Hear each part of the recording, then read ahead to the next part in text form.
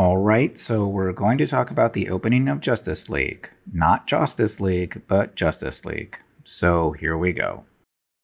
Batman v Superman, spoiler alert, ends with the death of Superman and the funerals for both Superman and Clark Kent. The next film in the Zack Snyder DC Universe Trilogy begins by taking the audience back in time a bit to before the funerals, when Doomsday stabbed Superman, and Superman let out what I'll call a death scream. In the Justice League opening, this death scream is shown traveling around the world and even under the sea. The main problem with this opening is that it doesn't set a clear mood. The previous film closed in a somber mood, ending with the funerals and Bruce Wayne talking with Diana about the need to find other superpowered beings to form a team to fight the evil that is coming. So that is how we should begin this movie, in a quieter mood. The opening for Zack Snyder's Justice League starts off way too busy. We're shown Superman's death again, we see Lois Lane reacting to it, we see Wonder Woman reacting, we see Batman reacting, we see a character we don't know yet reacting to a cube thing that we don't know yet, and the cube is glowing and rustling around in his closet. We also see Lex Luthor in the Kryptonian ship, looking at some alien creature whose hands are hovering around 3 mysterious cubes.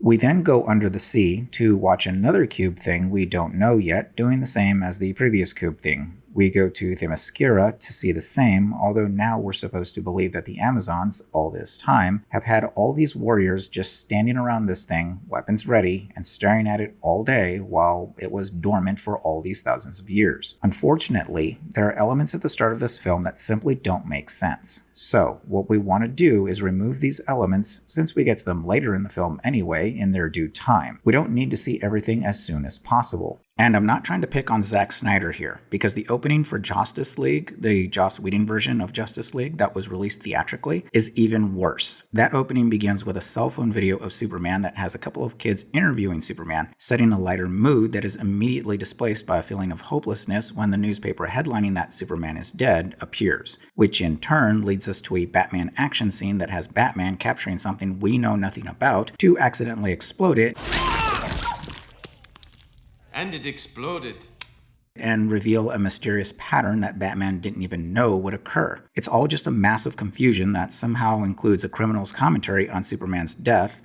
It's because they know he's dead, right? Superman. He's gone. Where does that leave us?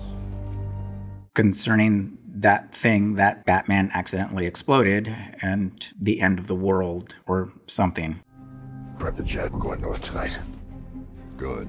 It's time then. And after that, we're shown the title credits as we see the world mourning Superman, then Lois Lane mourning Superman, then Martha Kent mourning Superman, then someone getting angry and kicking fruit, then someone sitting on the sidewalk with his dog along with a sign that reads, "I tried." There is so much happening in this opening that doesn't need to be happening. So much we see that we don't need to see right now. And it's only made worse when we follow this convoluted opening, including an unnecessary Batman action scene, with an equally unnecessary Wonder Woman action scene. There are so many elements crammed in that both the Zack Snyder opening and Joss Whedon opening end up being all over the place. Anyway, we can wait a little bit to see some of these elements being presented and simplify these openings to better set the mood and allow the story to unfold more naturally. Let's take a look at that alternate opening.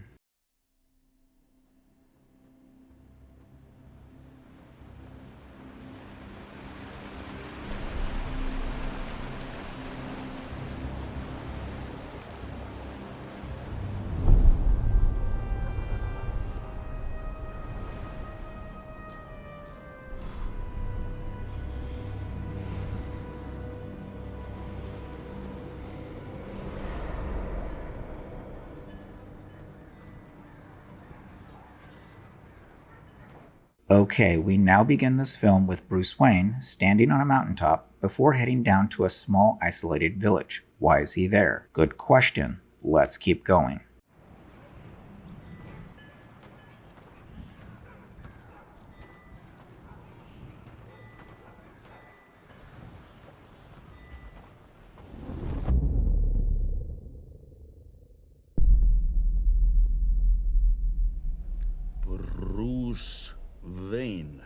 Bruce Wayne.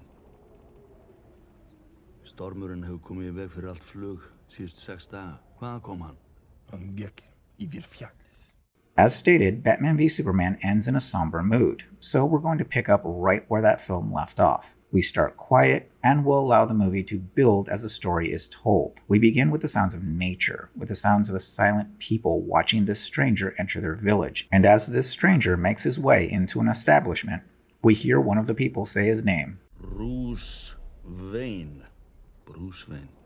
And as this scene continues, we see that Bruce is searching for a superpowered being with the intention of forming a team. So at the end of Batman v Superman, we hear Bruce say that he's going to take this action. And at the start of the next film, Justice League, we now see Bruce taking this action. And we now connect these two films in a more subtle way without having to sit through 7.5 minutes of a Superman death scream and a bunch of reactions to that scream and other stuff that we don't even need to see at the start of this film. Rather than bombard the audience with information, this alternate opening reveals the start to the film one step at a time and allows the audience to slip right back into the story.